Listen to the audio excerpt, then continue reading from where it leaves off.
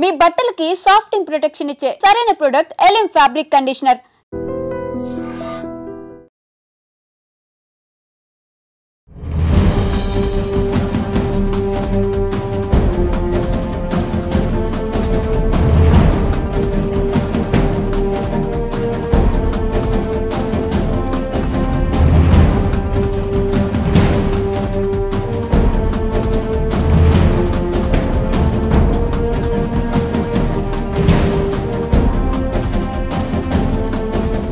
అతివేగం, fitness లేని వాహనాలు రోడ్లపైకి రావటం, అలానే ట్రిపుల్ రైడింగ్ కావచ్చు, హెల్మెట్ లేని ప్రయాణాలు, ఇలా నిర్లక్ష్యం ఏదైనా రోడ్డు ప్రమాదాలు జరుగుతున్న తీరు చూస్తుంటే భయం వేస్తోంది. ఒళ్ళు గగురుపాటుకు గురవుతుంది. అనకాపల్లి జిల్లా లంకెలపాలెం వద్ద ఒక లారీ చేసినటువంటి బీభత్సం మనం చూసాం. స్పాట్లోని 4 చనిపోయారు. చాలామంది ఇంకా 10 మంది వరకు కూడా గాయపడి ప్రస్తుతం హాస్పిటల్లో అయితే ట్రీట్మెంట్ తీసుకుంటున్నారు. ఇమీడియట్గా క్షతగాత్రులను రెస్క్యూ చేసి అగనంపూడి హాస్పిటల్కు, కేజీహెచ్కు కూడా తరలించి మెరుగైన ట్రీట్మెంట్ అందించే చర్యలు అయితే కొనసాగుతున్నాయి. అయితే వాళ్ళల్లో కూడా కొంతమంది పరిస్థితి విషమంగా ఉన్నట్లు తెలుస్తోంది.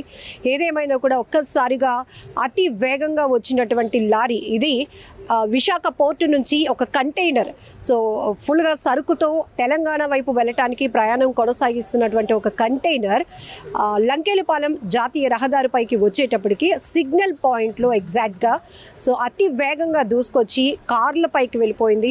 ఒక కారు అయితే పూర్తిగా నుజ్జైపోయింది. మరో 2 కార్లు కూడా పూర్తిగా డ్యామేజ్ అయినటువంటి పరిస్థితి ఉంది. మరొక వైపు ద్విచక్ర వాహనాలపైన ఉన్న వాళ్ళపై కూడా ఈ లారీ మృత్యువులాగా దూసుకొచ్చిందని చెప్పొచ్చు. వాళ్ళపైకి కూడా దూసుకు వెళ్ళటంతో 10 వరకు 2 వీలర్స్ అందులో పూర్తిగా డ్యామేజ్ అయ్యాయి.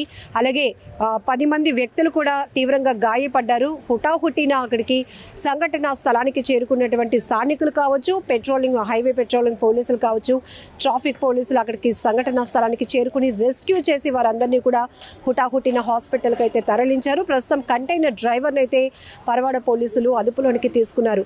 అయితే ఇలాంటి ప్రమాదాలు మనం చాలానే చూస్తున్నాం. ప్రాంతం ఏదైనా కావచ్చు, కానీ రోడ్డు ప్రమాదాలు జరుగుతున్న తీరు చూస్తుంటే ఒళ్ళు గగురుపాటుకు గురవుతోంది. ఆ రోడ్లన్నీ కూడా రక్తమోడుతున్నాయని చెప్పొచ్చు. చాలామంది ప్రాణాలు పోగొట్టుకుంటున్నటువంటి పరిస్థితులు, ఎక్కువ శాతం అతి వేగమే ప్రమాదాలకు కారణమవుతోంది. కాబట్టి ఇది అనకాపల్లి జిల్లాలో ఈ లారీ బీభత్స ఘటన జరిగినప్పటికీ కూడా విశాఖ నగర పోలీస్ కమిషనర్ శంకబ్రత బగ్జీ సార్ మనతో పాటు ఉన్నారు. ట్రాఫిక్ మేనేజ్మెంట్కి సంబంధించి ఒక కొత్త విధానాన్ని అయితే ఇంప్లిమెంట్ చేయబోతున్నాం. ఇది మొదట కొన్ని ప్రాంతాల్లో ఇంప్లిమెంట్ చేసిన తర్వాత దాంట్లో ఆటుపోట్లు కూడా సవరించుకొని పూర్తి స్థాయిలో అందుబాటులోకి తీసుకొస్తామంటున్నారు. సిపి ఏమంటున్నారు ఒకసారి మాట్లాడదాం. రోడ్డు ప్రమాదాల వరకు వస్తే అతివేగం కావచ్చు, ఫిట్నెస్ లేని భారీ వాహనాలు మనుషులపైకి దూసుకెళ్లి ప్రాణాలు తీస్తున్నాయి. మన లంకెలపాలెంలో జరిగిన లారీ ప్రమాదం కావచ్చు సార్. రోడ్డు ప్రమాదాల నివారణకు ఎలాంటి పటిష్టమైన చర్యలు తీసుకోబోతున్నారు? మరొక వైపు పబ్లిక్ నుంచి ఈ చలానాలు పెట్టేదానిపైన ఉన్న కాన్సన్ట్రేషన్ రోడ్డు ప్రమాదాల నివారణ పైన పోలీసులు అదే ఫోకస్ చేస్తే బాగుంటుందనే అభిప్రాయంలో వస్తుంది. ఇప్పుడు లంకెలపాలెం మన వైజాగ్ జిల్లాలో జరగలేదు, అని అనకాపల్లి జిల్లాలో జరిగింది. కానీ చాలా దురదృష్టకరము. ఇప్పుడు మన అందరికీ తెలుసు, లాస్ట్ కొన్ని నెలల నుండి AI driven traffic management plan పెడదామని అనుకున్నాము. ఇప్పుడు ఒక కొలిక్కి వచ్చింది, ఒక కంక్లూషన్ త్వరలో మనం చూడగలుగుతాం. ఆ ప్లాన్ మేము త్వరలో ఇంప్లిమెంట్ చేయబోతున్నాం. ఫస్ట్ కొన్ని ఏరియాస్లో, తర్వాత స్లోగా మొత్తం నగరంలో ఆ ప్లాన్ ఇంప్లిమెంట్ చేయడం జరిగింది. ఇప్పుడు ట్రాఫిక్ మన అందరికీ తెలుసు, లాస్ట్ కొన్ని సంవత్సరాల్లో రిక్రూట్మెంట్ జరగకపోవడం వల్ల ట్రాఫిక్లో చాలా కొరత ఉంది, స్ట్రెంగ్త్ తక్కువ. అందులో కూడా కొందరు ఎన్ఫోర్స్మెంట్ చేస్తే మిగతా వాళ్ళు రెగ్యులేషన్ చేయాలి. కాబట్టి ఎన్ఫోర్స్మెంట్ సరిగ్గా జరగడం లేదు, రెగ్యులేషన్ సరిగ్గా జరగడం లేదు. ఈ ట్రాఫిక్ మేనేజ్మెంట్ ప్లాన్ మనం ఇంప్లిమెంట్ చేయగలిగితే మనం చూస్తున్నాం ముఖ్యమైన కారణం యాక్సిడెంట్, రోడ్ ప్రమాదాలకు అతివేగం. ఆ అతివేగం పూర్తిగా కంట్రోల్ చేయగలుగుతాం. అదే మాదిరిగా హెల్మెట్ లేకుండా ప్రయాణం, ట్రిపుల్ రైడింగ్, డేంజరస్ డ్రైవింగ్, ఇవన్నీ మనం బాగా అరికట్టగలుగుతాం. ఎందుకంటే అప్పుడు ఎన్ఫోర్స్మెంట్ కోసం పోలీస్ పనిచేయాల్సిన పని లేదు. Automatic number plate recognition cameras ద్వారా ఆటోమేటిక్ ఈ చాలనింగ్ జరుగుతుంది. ఇంటికి చేరిపోతారండి ఆ ప్రయాణికుడు. ఆ లోపల లవ్ లెటర్ ఈ చాలాన్ వచ్చేస్తుంది ఇంటికి. సో ఆ పరిస్థితి త్వరలో రాబోతుంది.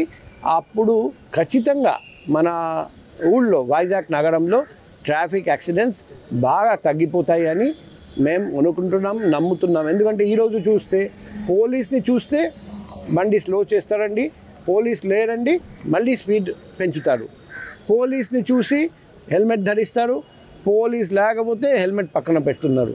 అప్పుడు అది కుదరదు. ఎక్కడ చూసినా 100% కవరేజ్ ఉంటుంది by automatic number plate recognition camera. కాబట్టి ఖచ్చితంగా క్రమశిక్షణ రోడ్లో ఈరోజు చూస్తే ఎవరు బండి నడుపుతున్నారు లేకపోతే పెడెస్ట్రియన్స్ ఎవరు క్రమశిక్షణ పాటించడం లేదు.